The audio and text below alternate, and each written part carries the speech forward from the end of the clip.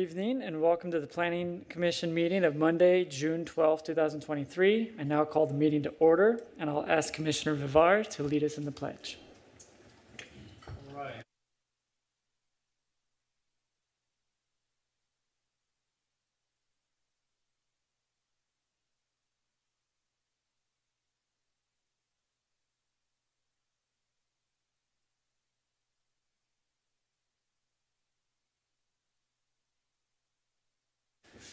Thank you, Commissioner Vivar.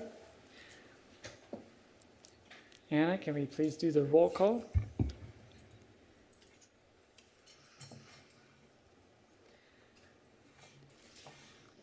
Chair Arith is absent. Vice Chair Toller? Here. Commissioner Rojas? Present. Commissioner Zick? Here. Commissioner Andrade? Here. Commissioner Vivar? Present. And Commissioner Tabor is absent. Okay, thank you, Anna. We have one presentation item tonight. Principal Planner Favon will be presenting an introductory slideshow on the upcoming 2021 and 2022. Well, that's not right. Are those years right? Okay, that's right. The General Plan Annual Progress Report. Thank you, Planning Commissioners. My name is Paivan, 911C Principal Planner for City of Costa Mesa. So General Plan Annual Progress Report provides an overview of how the city has implemented its general plan goals and policies for a calendar year. The City Council is required to review and accept the report and forward it to the appropriate state departments, specifically the Office of Planning and Research and the State Housing and Community Development Department. The APR informs the public and local jurisdiction of the progress in meeting the community goals set forth in the general plan. The APR will provide information on how land use decisions that were implemented in the past year relates to the adopted goals and policies. Accordingly, today's presentation is provided to engage the community in the preparation of the city's APR. This presentation will provide a general overview of the format of the report and expectations. The report will be posted this Friday on the Planning Department's website for public review. It will be brought back to Planning Commission's review and recommendation to the City Council on June 26th and will be presented to City Council for review July 18th.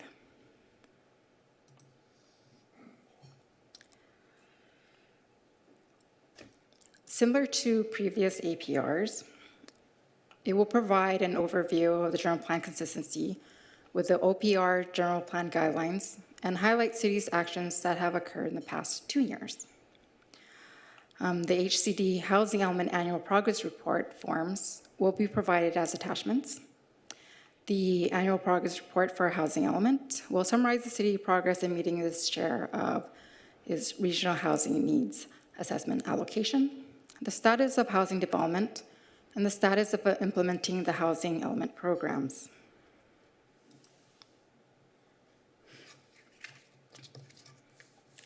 In the next few slides, I will highlight examples of the city's actions that have implemented this general plan goals. It is not a complete list, as APR will provide more examples and discuss how the elements are consistent with the OPR general plan guidelines. So for example, the city in 2021 updated various sections of the city zoning code to resolve some inconsistencies, clarify intent, and conform to requirements of state law. This helps the city achieve its goal, land use element goal, LU-1, to provide a balanced community with a mix of land use to meet residents and business needs. Note that the highlighted actions in this PowerPoint are examples of actions taken by the city outside of the general land use permitting process. In 2021 and 2022, the city updated the zoning code to align with various state ADU laws. And in 2022, the voters approved an ordinance update to revitalize commercial and industrial areas while protecting the residential neighborhoods. In the circulation element, goal C-2, effective manage and improve the roadway systems. These are highlighted road improvements that help improve the roadway systems. For example, approved traffic signal installations for Baker Street and Randolph Avenue. And the city accepted grant award for improved traffic signal synchronization project along Baker, Placentia, Victoria, and 19th Street.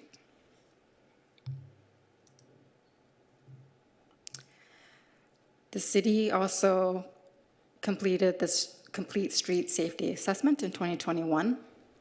In 2022, installed 40 bicycle racks throughout the city in commercial areas and community centers.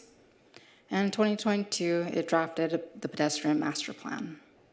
This helped promote transportation demand, transit, and efficiency.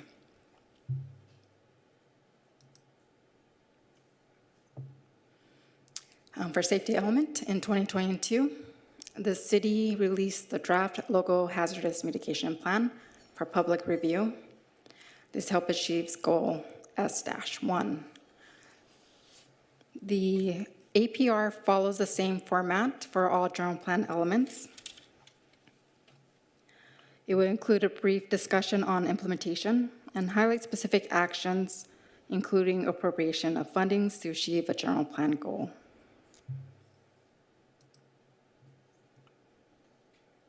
As mentioned in previous slides, the APR will include the APR forms. These are Excel sheets that are specifically structured by HCD. Progress towards RENA. So in 2021, regarding the fifth cycle housing element, the city has met its RENA allocation for that planning period, which it was allocated to lower income units. In 2021, the city issued building permits for the construction of 74 units. And the city completed building permits for 90 units. This number includes building permits that were issued that were not completed in the prior year. So it's a combination.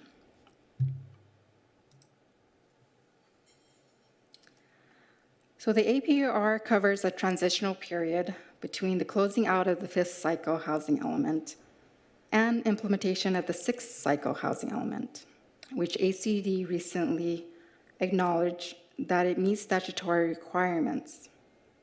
Since this occurred in May 2023, the 2022 report can address the housing programs that are now set in the sixth cycle housing element. So the sixth cycle housing element RENA planning period covers from October 2021 to October 2029. The sixth cycle, as you may recall, the city was allocated 11,760 units. In 2022, the city issued building permits for the construction of 75 units.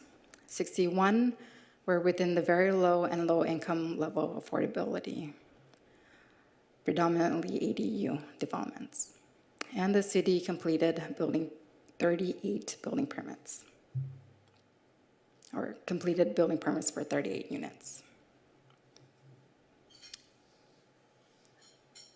The APR also summarizes program implementation status. So these programs were provided to remove constraints to the maintenance, improvement, and development of housing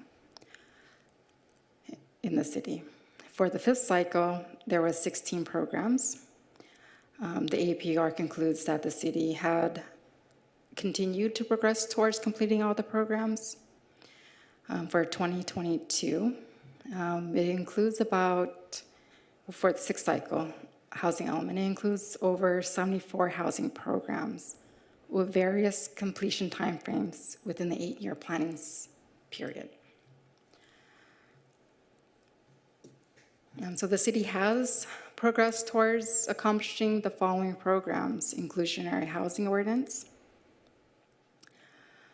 In 2021, it did retain Kaiser Marston Associates to complete financial evaluation and policy recommendation. And in 2022, continue to draft policies. We do anticipate completing the policies or this program in fall of 2023. The city utilized home funds to improve mobile home units. For fiscal year 2020-2021, it helped 14 units. For fiscal year 2021-2022, it helped 8 units. In October 2022, the city approved scope of work with the state, providing $3.5 million in state fund to plan for the reuse for the Fairview Development Center through a specific plan process. We do anticipate releasing the RFP for that project this week.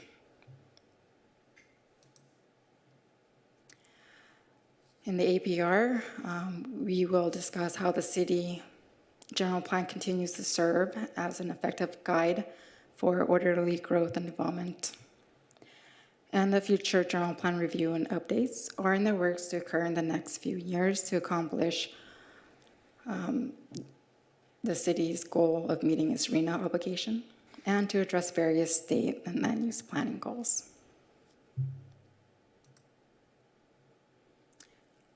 Here's a review of our next step.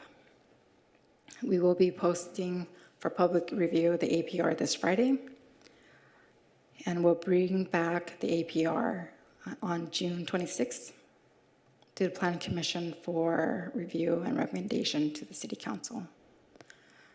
We will provide the Planning Commission's recommendation to City Council on July 18th. And that includes my presentation. Thank you. All right, thank you for that. Commissioners, any questions on the report?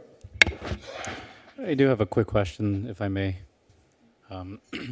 Thank you for your presentation. I just had a quick question. So you mentioned something about the creation of low and very low income housing units through ADUs. So is that ADUs are not automatically considered low or very low income housing, correct? That's correct. We worked with HCD on how to classify which ADU units can fall under those income categories. It will be based on location and size, I believe. Right. And then so do we have then the property owners prepare a covenant and agreement with the city to ensure that those in fact remain at affordable or very low income or very low income rents? We do not deed restrict those to low income or very low income. So in theory, somebody, some of the AD units that we would have counted towards low or very low income units may end up being rented at market rate? Potentially. Okay. All right. Yeah, that's, I guess that's, I'm just kind of confounded, but that's all I have. Thank you so much. Okay, any other questions, commissioners? Oh, then that brings us, okay, thank you for that. You're welcome. Stuff. To public comments for matters not listed on the agenda. Public comments will be heard. Let's see. If you'd like to speak, please come to the podium. If you're a participant on Zoom, use the raise hand option at the bottom of the screen. If you're joining the meeting on your phone and would like to speak, please press *9. And hello. Hi. My name is Wendy Samo. I'm here about the 12 at 140 East 17th Street. So a few of us, about 8 to 10 of us, signed, the petition saying, please help, So code enforcement, oh, we can't do anything. I just talked to a planning person today. They stated they can't do anything. So They stated that code enforcement said that the gym isn't breaking any laws at 5 a.m. by booming bass. You know, they personally told me that I could close my windows in the summertime, you know, to help eliminate the bass, while they tell the gym that it can prop its door open and put a fan in front of it. Now, I'm 43 years old, and I've never known of a place where you can just block a fire exit during operating hours so you can circulate your gym properly, you know, because it was a sawmill and now it's a gym. Okay, sawmill. Okay, let's reiterate, sawmill. So I just really don't understand why you guys, I mean, if you stand outside and can physically feel bass coming off of a gym, are you telling me that they're not breaking the law? And I'd like to bring up that you guys literally changed the zone to bring the gym in, because on the 1992 CUP, the whole zone got changed to bring the gym in because the zone it was in could not allow a gym, okay? We are less than 200 feet away from this gym, okay? So how much bass do you think they should be allowed? 50, 60 decibels, 200 feet away from us? You think that that's perfectly acceptable? Why don't you do an experiment for me and wake yourself up between 5:15 and 5:30 with bass every day for a week and see how well your day goes? Can you do that for me? Because I'm sure that this gym was across the street from anybody's house on your guys' council, on city council, you know, city council. If it was a rich person that it was, you know, bothering, then it would have been stopped. I've been coming here for a year now, a year.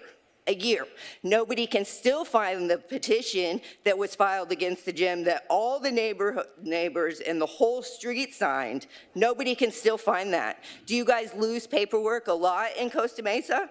Does that happen a lot? I also want to bring up that on the original CUP, it was supposed to be monitored and regulated every 2 years. I showed you guys tons of police reports. I've given you guys everything, and it's still nothing. And it's never been, you know, is this gym doing anything? And I'd also like to bring up that code enforcement gave me my screw you letter and didn't produce 1 ounce of evidence, not 1 ounce. I gave you hundreds, I have hundreds. Okay, thank you. Do we have any other members of the public wishing to speak in here or on Zoom? No, there is not, Mr. Chairman. Okay, I will now close public comments and open it up for commissioner comments and suggestions. We'll start with Commissioner Vivar.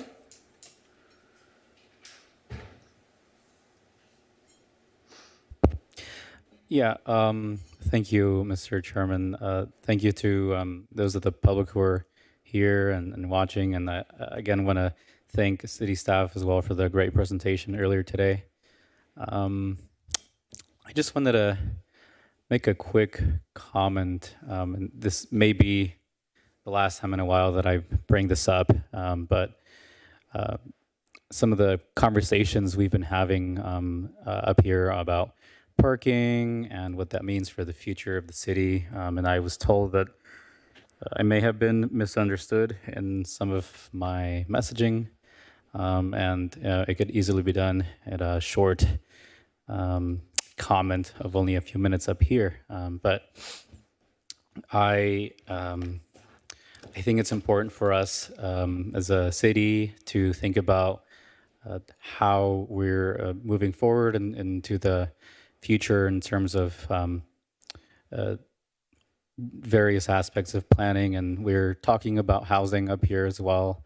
The presentation earlier this meeting and other discussions we've had, as well as the joint study session. And as part of housing and community development as a whole and city planning is discussion around parking and what the future will look like regarding that.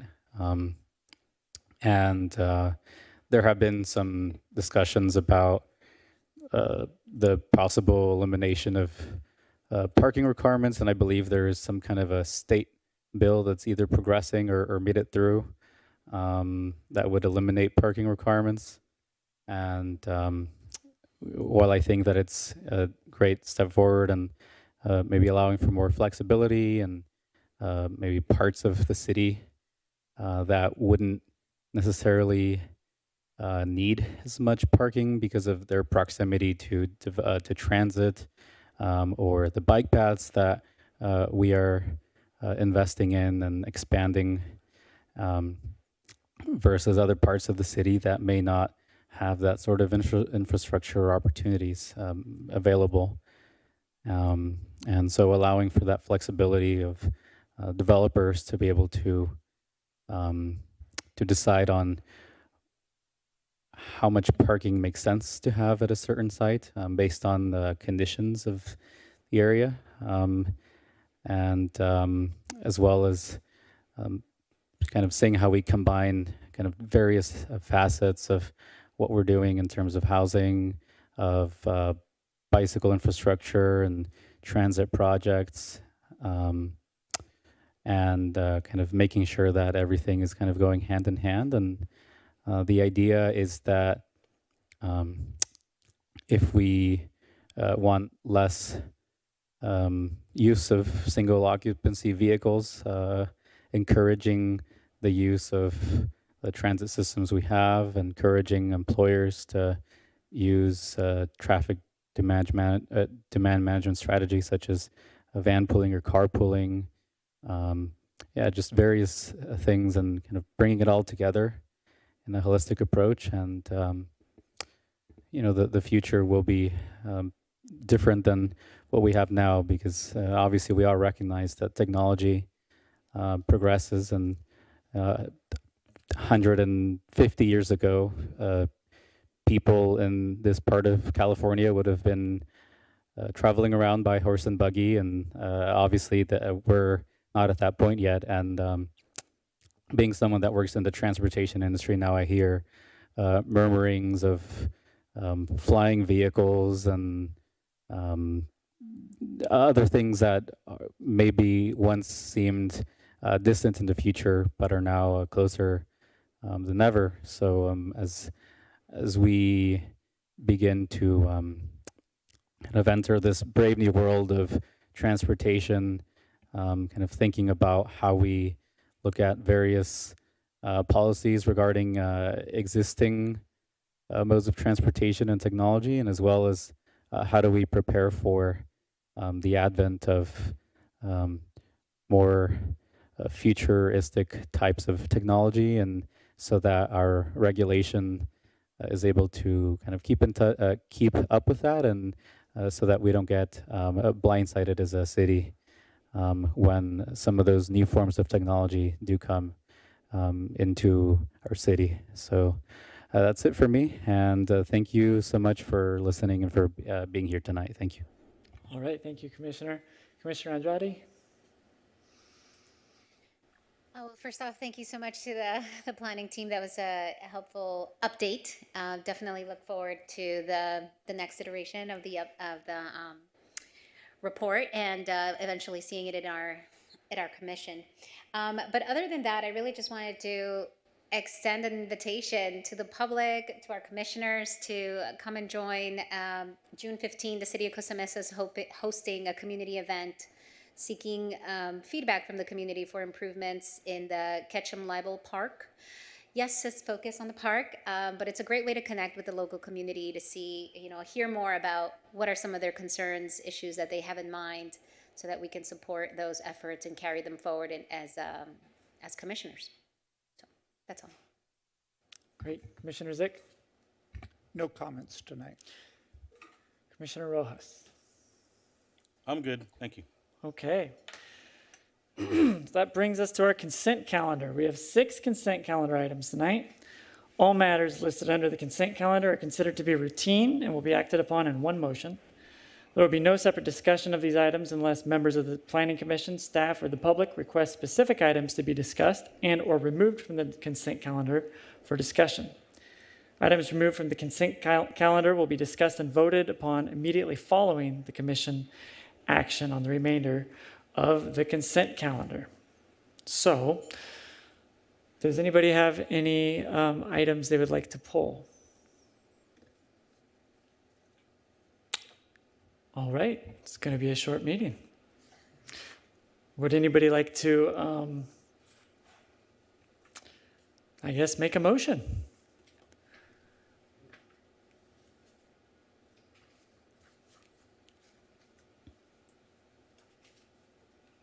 Okay, I'll make a motion. Let me get my ducks in a row here. I move to, let's see, how do I say this? I move to approve all items on the consent calendar as written. Do I have a second? I have a second from Commissioner Rojas. Okay. Any other comments? Last chance to talk about these minutes? Okay. I believe we can take a vote without a roll call tonight, right? Just take a vote? Yes. Okay.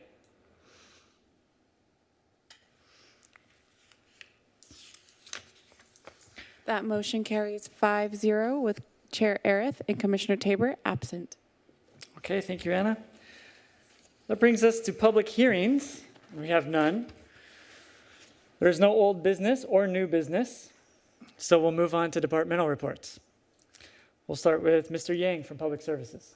Thank you, Mr. Vice Chairman. This is definitely going to be a short meeting because there's no reports from the Public Works Department. So thank you. I defer back to the chair. All right, Mr. Drapkin from Development Services. Well, for the sake of the short meeting, I'll just add two. The first one is I wanted to let the commission know that on July 11th, we're scheduling the follow-up inclusionary housing review study session. So it will basically be a follow-up to the first one that happened last month. And staff will represent some of the financial analysis in more detail. And we're looking also to give some project examples that will help the commission and the council sort of get a taste for what an inclusionary housing might look like for a certain project. So with that, if you have any questions, feel free to let me know. But we'll be giving some more information as to where and the exact time, but that'll be happening on the 11th of July. And then I had a little bit of bad news to report. You may or may not have seen it. Commissioner Tabor has announced his resignation. Fortunately, he's moving out of the city. So it's gonna leave us shorthanded for a couple months until the city clerk can put out a application for a new commissioner, and the council will go through the selection process. So that'll be happening. We'll all miss Commissioner Tabor for a short time. Although it's short time being here, he was a resident for 20 years. So we'll miss Commissioner Tabor for sure. And with that, that's all I have. Okay, thank you, Mr. Drapkin. And City Attorney's Office, Mr. Preziosi. I will keep it short, and there is no report this evening. Okay. That concludes our meeting, so I will adjourn to the regularly scheduled next meeting on June 26, 2023. Thank you. Record time.